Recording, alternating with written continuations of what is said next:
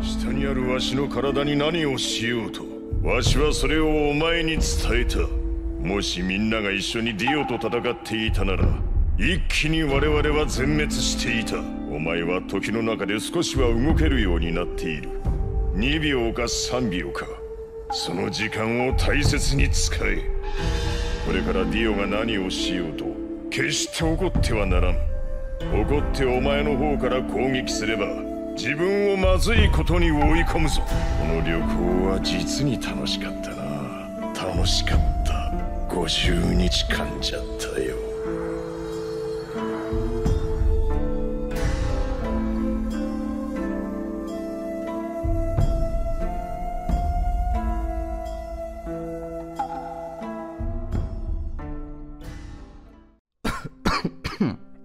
Pardon, excuse-moi, j'ai un peu mal à la gorge. Bon alors cette fois-ci, comme d'hab, il va falloir que je donne un petit peu de contexte. Là, on est au 19e siècle. Et le 19e siècle, ça rime avec quoi? Bah, ça rime avec industrialisation. La production va exploser et on a une espèce de course technologique dans laquelle il faut absolument produire de plus en plus et de plus en plus efficacement. Bon, ça, c'est surtout en Occident. Et il y a quelques pays dans le monde qui vont résister à ça. Et qui vont se faire goumer aussi. Non, c'est vrai, ils vont se faire voir fouille. En même temps, à l'époque, les Européens, ils sont dans une ambiance très simple. C'est, si jamais t'es plus faible que moi, eh ben, je te soulève. Péter leurs chevilles. Voilà, non mais imaginons que toi t'es là, t'as des énormes canons, t'es super fort, et tu vois des pays qui se battent encore avec des épées. Bah voilà, non mais le choix il est vite fait en fait. On peut prendre l'exemple de la Chine par exemple, qui s'est fait soulever plusieurs fois. Ah non, eux ils se sont fait régler, ils se sont fait vraiment humilier. Eux-mêmes disent que c'est une humiliation d'ailleurs. Ils ont été forcés de donner des terres aux Européens et tout. Non vraiment, ouais, c'est, on oublie. Mais juste à côté de la Chine, si vous êtes pas très fort en géographie, et surtout si vous êtes con, et bah il y a le Japon en fait, ouais, tout simplement. Et côté Japon, c'est un petit peu la même chose, c'est-à-dire que ils sont pas encore industrialisés ni rien eux. Mais en fait, va falloir revenir un petit peu dans le passé. Le Japon, il va avoir une histoire un peu différente, mais aussi une construction différente. Parce que depuis la fin du 12e siècle, eh ben, ce qui dirige au Japon, c'est le shogunat. Avec à sa tête, bah, le shogun. Logique. Le shogun, ça va être le chef de guerre. Mais aussi du coup, bah, le chef du pays. Parce que c'est vrai qu'au Japon, il y a un empereur. Mais à partir de la fin du 12e siècle, bah, l'empereur, il sert à rien. Ah non, il est juste là pour faire joli, il est là pour décorer quoi, littéralement. Pour revenir au shogun, je vous ai dit que c'était un chef de guerre.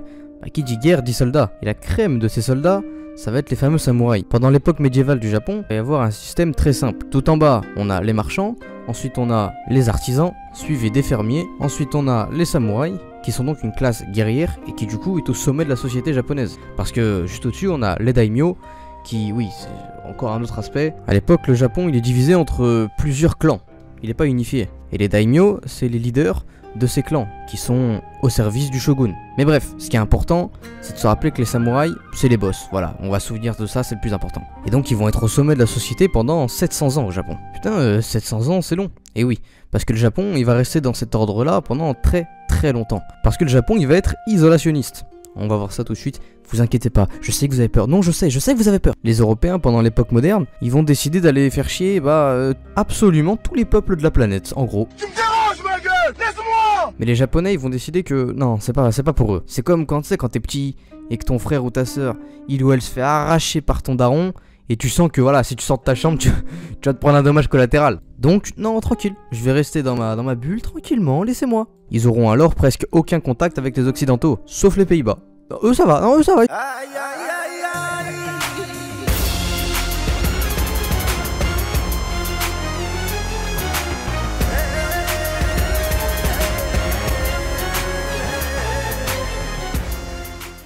Mais en 1854, on a les États-Unis qui vont braquer le Japon. Non, littéralement, c'est ça quoi, c'est un racket. Arrête de crier. Arrête de crier. Ils leur disent, bon, soit vous ouvrez vos frontières, on peut faire du commerce et tout le monde va bien, soit on utilise nos énormes bateaux de métal et bon bah on vous fume. Et là je vous rappelle que le shogun, il était anti-ouverture du Japon. Et ben là il est dans une situation où soit il ouvre les frontières et il est humilié, Quelle humiliation. soit il résiste et ben c'est la mort. Voilà, non voilà, donc du coup c'est... Bon, il va résoudre le dilemme assez vite parce qu'il va accepter. Nous sommes humiliés. Et suite à cette décision, le shogunat en place depuis des centaines d'années, le shogunat Tokugawa, va être extrêmement impopulaire. Mais l'empereur, lui, ouais, parce que je vous rappelle que l'empereur il servait à rien. Il était juste là en mode bon, je suis là, mais il sert à rien quoi. Mais je suis là quand même. Hein. Et ben lui, il va s'opposer à cette décision. Il va dire non, non, non, il faut qu'on reste isolationniste. Il va donc y avoir une opposition entre l'empereur et le shogun. Certains daimyo vont se rallier sous le shogun et d'autres sous l'empereur. Et là, ben, c'est la guerre civile. Bon, dans cette guerre civile, on a donc les troupes de l'empereur qui vont s'opposer aux troupes du shogun. Mais les troupes de l'empereur, elles vont prôner un esprit japonais couplé à des technologies occidentales. Et par conséquent, leurs troupes, elles vont être très modernisées par rapport à celles du shogun. Ce qui va leur permettre de prendre l'avantage, même en étant en infériorité numérique. L'un des camps veut la suppression du shogun et la totale puissance de l'empereur, et l'autre veut un shogun encore assez puissant. Et d'ailleurs, les meilleurs ennemis de la planète et de l'histoire vont aussi s'affronter ici. Parce que les troupes de l'empereur seront supportées par les Anglais, et les troupes du shogun par les Français. Non voilà, ils étaient obligés d'être quelque part ces deux cons. Mais bataille après bataille après bataille, les troupes de l'empereur vont finalement gagner de plus en plus. Et au bout d'un moment, complètement gagner la guerre civile en fait. Et on va donc restaurer la totale puissance de l'empereur Meiji. Mais bon, les samouraïs se sont vite rendus compte que ben en fait c'était technologie occidentale et tradition occidentale aussi. Et là on dit fuck le Japon médiéval. Maintenant, le Japon va devenir une nation industrialisée et centralisée. La capitale, c'est Tokyo, l'armée, elle est modernisée, et bah comme j'ai dit, on s'industrialise. Mais les samouraïs, ils servent à quoi dans toute cette merde? Bah rien, tout simplement. Donc leur pouvoir et leurs privilèges, ils vont être énormément réduits, si c'est pas pour dire anéantis. Et les samouraïs, ils vont voir tout ça comme une espèce de trahison. Et donc il y en a certains qui vont se rebeller. Ça va donner lieu où les samouraïs vont se battre contre les troupes modernisées. Et vont tenir jusqu'au bout. Et c'est cet épisode qui peut marquer le début de la fin pour les samouraïs. Et ouais, parce que le Japon, ça va devenir un pays calqué sur les pays occidentaux, comme les États-Unis ou les pays européens, dans tous ces domaines, avec l'empereur au sommet. Et grâce à ça, le Japon, ça va devenir une puissance régionale, et même plus tard un peu plus. Mais ça, c'est une autre histoire.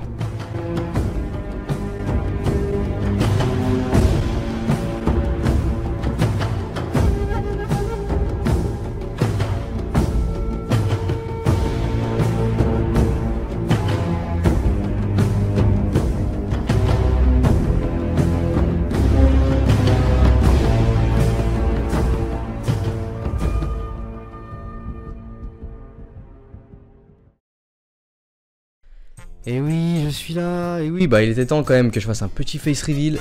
Même si de toute façon, il n'y a que mes potes qui regardent mes vidéos, donc forcément vous me connaissez tous. Bon voilà, comme vous pouvez le voir, à chaque vidéo, on monte en niveau. Donc, pour une fois, je vous le demande, si jamais vous avez des conseils, des idées, que sais-je, à me donner, ah non, tu devrais plutôt faire ça, espèce de con. N'hésitez pas, dites-le moi, ça me ferait plaisir même. Oui, j'aime bien qu'on m'insulte, ouais. Bon, comme d'hab, si la vidéo elle t'a plu, pouce bleu, je peux le faire pour de vrai maintenant. Parce qu'avant je le faisais aussi mais j'avais pas ma tête donc vous voyez pas en fait. Tu t'abonnes si c'est pas déjà fait. Tu mets la cloche, tout ça c'est très important. Et si tu me découvres maintenant, j'ai fait d'autres vidéos, va les voir, elles sont super bien ma gueule. Elles sont vraiment trop bien, j'aime trop ce que j'ai fait. Enfin bref, on se capte une prochaine fois. Nouvelle vidéo bientôt évidemment. Sur Insta, sondage pour que vous choisissiez le sujet comme d'habitude. Lien dans la description. Ciao la famille. C'était pas ouf.